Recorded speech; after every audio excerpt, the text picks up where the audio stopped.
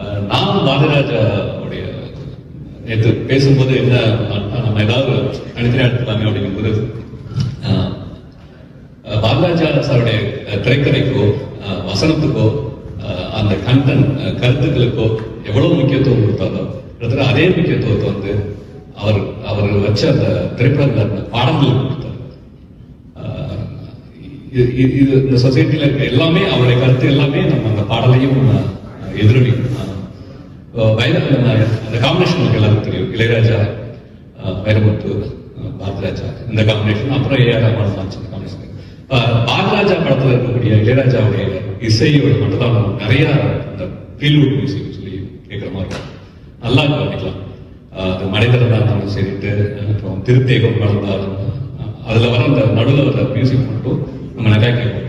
அதே மாதிரி பாரதிராஜா எழுதுனா நம்ம தெரியல வைரமுத்து பேனால உடைகள்லாம் கட்டி வச்சுட்டு மாறுவோம் நம்ம தெரியல. அவ்வளோ இதுவா இருக்கும், அவ்வளோ ஒரு ஆணித்தரமா இருக்கும். பாசத்துக்கு பட்டா போட நேரம் இருக்கு மாதிரி ஒரு வரி வரும். அணிவால் மீச ஒன்னால்தான் ஒண்ணு விட்டு புலிவால் மீச கொண்டார். இல்ல என்னன்னா இளையராஜாவோட இதை நம்ம தனியா மியூசிக் கேட்கலாம், வைரமுத்தோட பாடலாசியோட வரிகளை தனியா நம்ம பார்க்கலாம். கிட்டத்தட்ட இதெல்லாம் சேர்ந்த ஒரு சக்கர பொங்கலா வந்து இதுக்கு இது பெஸ்டா இதுக்கு இது பெஸ்டான்னு திங்க் பண்ணிருக்கும் போது பாரதிராஜாவுடைய காட்சி வந்து விழுகும். முதல்ல சொன்னாங்க இசைக்கு மெட்டல் தருதா, இல்ல இசைக்கு பாட்டு தருதா, இல்ல பாட்டுக்கு இசை தருதா. எனக்கு இவருடைய பாடலாம் பார்க்கும்போது இவர் பாடல் காட்சியை எடுத்துட்டு கொண்டு இசையமைப்பாளர்கிட்ட கொடுத்துக்கிட்டு அவங்க வந்து மியூசிக் போட்டு பாட்டு பண்ணுவாங்க, இல்ல பாடல் எழுதிட்டு அதுக்கு இந்த மாதிரி ஒரு படம் எடுப்பாரு அப்படிங்கிற மாதிரி நிறைய தோணும். இந்த வேதப்பதியில கூட கண்ணுக்குள் 100 நிலவா அந்த பாட்டு உங்களுக்கு அந்த கருத்து இருக்கும். அந்த பாட்டுக்கு முன்னாடி இருக்கிற சீன்லாம் பார்க்க அதுக்கப்புறம் கிட்டத்தட்ட இந்த பாட்டுக்காகவே அந்த சீன்லாம் கொண்டு வரான்னு தோணும். ஒரு நந்தியில தான் மீட் பண்ணிப்பாங்க. நந்தி சீனு பக்கத்துல தான் அந்த ஹீரோவும் ஹீரோயின் மீட் பண்ணிப்பாங்க. குடத்துல தண்ணி போகும், கோலத்தை கரைச்சிடும். உடனே அடுத்த சீன் வந்து ஹீரோ வந்து ஜாதியை பத்தி ஒரு பஞ்சாயத்துல பேசுவாரு. ஸ்கூல் சம்பந்தமா பேசும்போது ஜாதியை பத்தி பிரச்சனை வரும். அது உடனே அடுத்த சீன் சத்யராஜ் வந்து ஜாதியெல்லாம் இருக்கக்கூடாதுப்பா அப்படின்னு சொல்லுவாரு. அதுக்கு அடுத்த சீன் இந்த குளத்தை கரை சீன். அந்த மீன் துள்ளும் அவளா துடிப்பாங்க, இவர் போய் அடிப்பாரு, கட்சி சேஞ்ச் ஆகும். உடனே அடுத்த சீன் வந்து கண்ணுக்குள் 100 நிலவா. எனக்கு அப்படியே ஆச்சரியமா இருக்கு. இந்த சீனுக்காக இந்த படம்லாம் எடுத்தாங்க, இந்த காட்சியில எடுத்தாங்க, இந்த பாட்டுக்காக எடுத்தாங்க. கிட்டத்தட்ட பாட்டும் பாத்தீங்கன்னா அப்படிதான் இருக்கும். தென்றல் வந்து தொட்டதும் மொட்டு விரித்தால் கொடிகள் மற்றும் அந்த மாதிரி கொள்ளை துளசி எல்லை கடந்தால் சாதி சட்டம் சும்மா விட்டும் போது வானுக்கு எல்லை யார் போட்டது, வாழ்க்கைக்கு எல்லை யார் போட்டது அப்படின்ட்டு இதெல்லாம் தனித்தனியா எடுத்து பார்த்தாலும் நமக்கு ஒரு பிரம்மாண்டமா இருக்கும். இதெல்லாம் சேர்த்து வைக்கும் போது ஒரு பிரம்மாண்டமா இருக்கும். அதே படத்துல இன்னொரு பாட்டு கூட இருக்கிறது, மந்திரம் சொன்னேன் வந்து விட. அந்த பாட்டு ஃபுல்லா படத்துல இருக்காது நினைக்கிறேன், கொஞ்சம் கொஞ்சமா தான் இருக்கும். அந்த பிளேஸ்மெண்ட் ஆஃப் சாங்ஸ், இந்த இடத்துல இந்த வரி வச்சா எனக்கு தெரிஞ்சு ஒரு பாடலோட பல்லவி ஆரம்பிச்சாலும் அப்படி இல்லாம அந்த எனக்கு தெரிஞ்ச அந்த படத்துல தான் வந்து கடைசியில வர பாடல் முடிவுல வர வந்து காட்சிப்படுத்தல முன்னாடி வச்சிருப்பாங்க. மந்திரம் சொன்னேன், காதல் வேதம் ஒப்பிக்கவா, காதல் பெரிதா வேதம் புரிதா அப்படின்னு சொல்லும் போது அதுதான் கடைசி படத்தோட அந்த பாட்டோட கடைசி அதுதான். அதை கொண்டு வந்து ஒரு ஃபர்ஸ்ட் சீன்ல வச்சிருப்பாரு. முன்னாடி அந்த மந்திரம் சொன்னேன் வந்து விட்டால் அப்படிங்கறத கொண்டு வந்து அடுத்த சீன்ல கொஞ்சம் கொண்டு வந்திருப்பாரு. இதெல்லாம் வந்து அந்த இயக்குனருடைய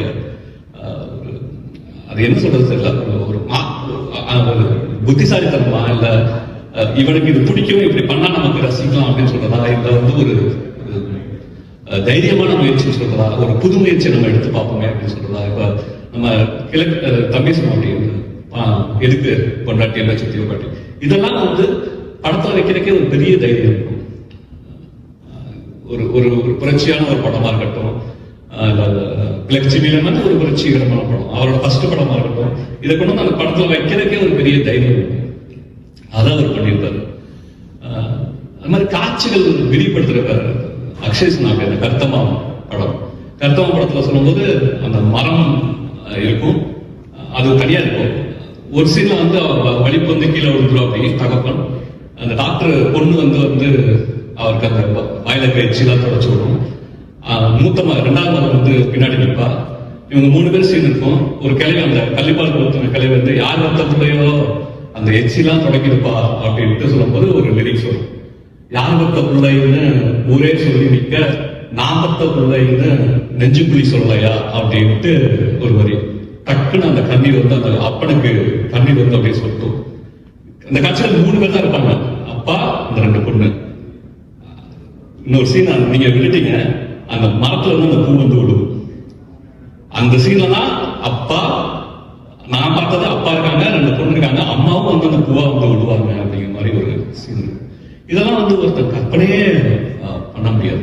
நீங்க சொன்ன மாதிரி முடிச்சது இந்த கிராமத்துடைய வாழ்க்கையை காமிக்கிறேன்னா வெறும் வரப்பு இதெல்லாம் காமிக்காம அவரோட பாத்தீங்கன்னா அவரோட வீடுகள், பாடல இருக்க வீடெல்லாம் வந்து ஒழுங்காக இருக்க, எல்லாமே வந்து சிதிலப்படைஞ்ச இருக்க மாதிரி இருக்கும். ஒண்ணு பழைய வீடு, செங்கல் கார பேர் உளுந்த வீடு.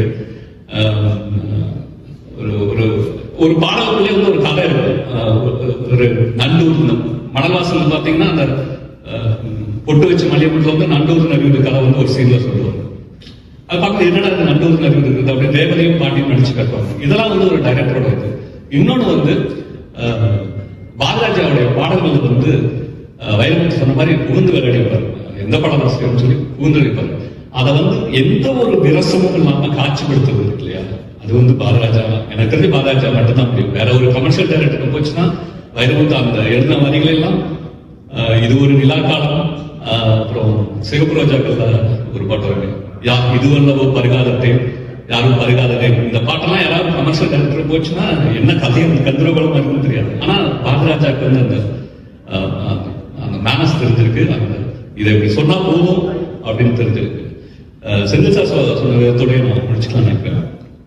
அவருடைய ஆரம்பம் செந்தூர பூவையில இருந்து ஆரம்பிச்சு இல்ல பாட்டு அந்த பாட்டுல இருந்து ஆரம்பிச்சு கடைசியில வந்து பார்க்கலாம் எல்லா இடத்துலையும் அந்த ஒரு பெண்களுக்கான, எனக்கு தெரிஞ்ச எல்லா படத்திலையும் அந்த பெண்களுக்கான ஒரு தாபத்தையும் அந்த காதலையும் அந்த லஸ்ட் சொல்லக்கூடிய ஒரு தனியாத காமத்தையும் சொல்லக்கூடிய ஒரு பாடல், முழு பாடல் கண்டிப்பா வச்சிருப்பாரு.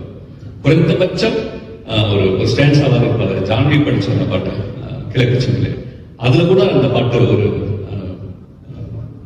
மாமாவனை காண்டாம பருத்தி மாறா இலட்சியத்தை அப்படின்ட்டு பாட்டு. ஸோ இதனாலதான் அவரு மற்ற இதை விட பாடல் காட்சியில் அவர் இன்னும் நிறைய பேசலாம், நேரம் இல்லாம அதை கூட நான் முடிச்சுக்கிறேன். நன்றி. நிகழ்ச்சியை முடிச்சிடலாம். ரொம்ப மகிழ்ச்சி, நன்றி. இப்படிப்பட்ட ஒரு கலைஞர் வந்து நம்ம இந்த நிகழ்ச்சியில இருந்து நம்ம என்ன எடுத்துக்கணும் அப்படின்னா, இந்த ஜேர்னல் இல்ல இப்ப இருக்கிறவங்களுடைய டெடிகேஷன், இங்க இருக்க பாதி பேர் எழுத்தாளராக இருக்கலாம், படைப்பாளர் இருக்கலாம், பங்கேற்பாளர் இருக்கலாம், அந்த டெடிகேஷன், அந்த உழைப்பு, அந்த தலைமுறையில் இருந்த ஒரு உழைப்பு வந்து நம்ம ஒரு வியக்கத்தக்க உழைப்பு.